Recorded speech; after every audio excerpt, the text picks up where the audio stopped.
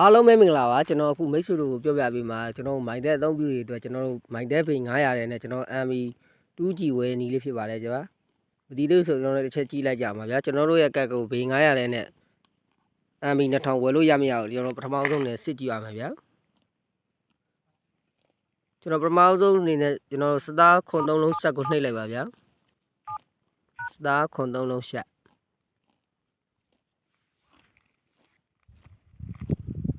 စသားခွန်လုံးဆက်ကိုနှိပ်ပြီးလို့ရှိရင်ဒီမှာပလန်ပေါ်လာပါလိမ့်မယ်ဗျာ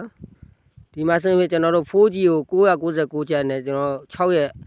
တွေ့ပါလိမ့်မယ်တချို့ကတ်တွေကတော့ကျွန်တော် 5G ကိုကျွန်တော်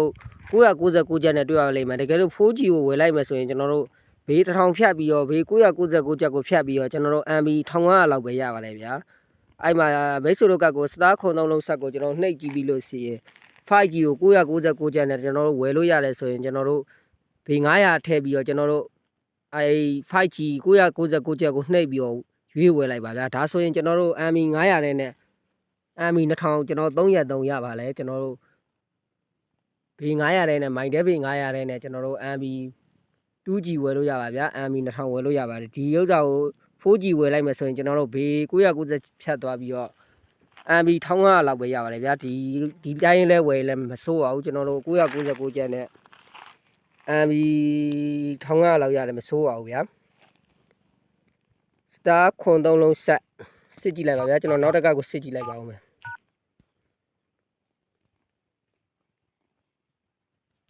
စတားခွန်3လုံးဆက်ကိုနှိပ်ပြီးတော့ကျွန်တော်တို့ရဲ့ကတ်တွေဝယ်လို့ရမရစစ်ကြည့်လို့ရပါတယ်ဗျာဒီမှာတချို့ကတ်တွေမှာတွေ့ပါလိမ့်မယ်ကျွန်တော် 5G ကို999ကျပ်နဲ့တွေ့ပါလိမ့်မယ်ဒါကိုကျွန်တော်ဘေး900ထည့်ပြီးတော့ဝယ်လိုက်လို့ရှိရင် MB 2000ကျလာပါလိမ့်မယ်ဘေး900ဖြတ်ပြီးဒါကို3ရက်3ကျွန်တော် 5G ရော MB 2000ကိုဘေး900နဲ့ဝယ်တဲ့နည်းလေးဖြစ်ပါတယ်ဗျာနောက်တစ်ခုကတော့ကျွန်တော်တို့စတား966စတား239တစ်ဆက်ကိုကျွန်တော်နှိပ်ပြီးစစ်ကြည့်လိုက်ပါဗျာ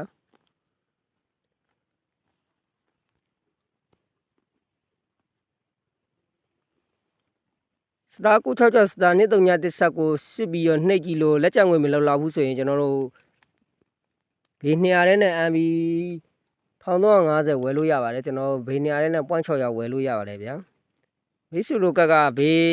1000လောက်ရှိရင်လည်းကျွန်တော်စတား980ဆက်ကိုနှိပ်ပြီးတော့လဲဘေး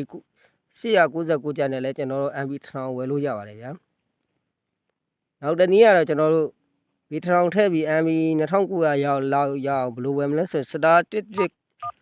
ခွန်ဆက်ကိုနှိပ်ပြီးတော့လဲကျွန်တော်တို့ဝယ်လို့ရပါတယ်ဗျာဒါကျွန်တော်ပထမဆုံးစဝယ်မယ်ဆိုရင်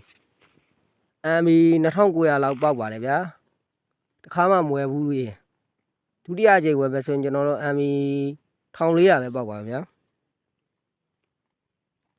ဒီနီလန်းလေးအတိုင်းကျွန်တော်တို့မိုင်တဲပေ900နဲ့ MB 2000ရအောင်ဝယ်တဲ့နီးဖြစ်ပါတယ်ဗျာစတားခွန်3လုံးဆက်ကိုနှိပ်ပြီးတော့လဲစစ်ကြည့်လို့ရပါဗျာစတားခွန်3လုံးဆက်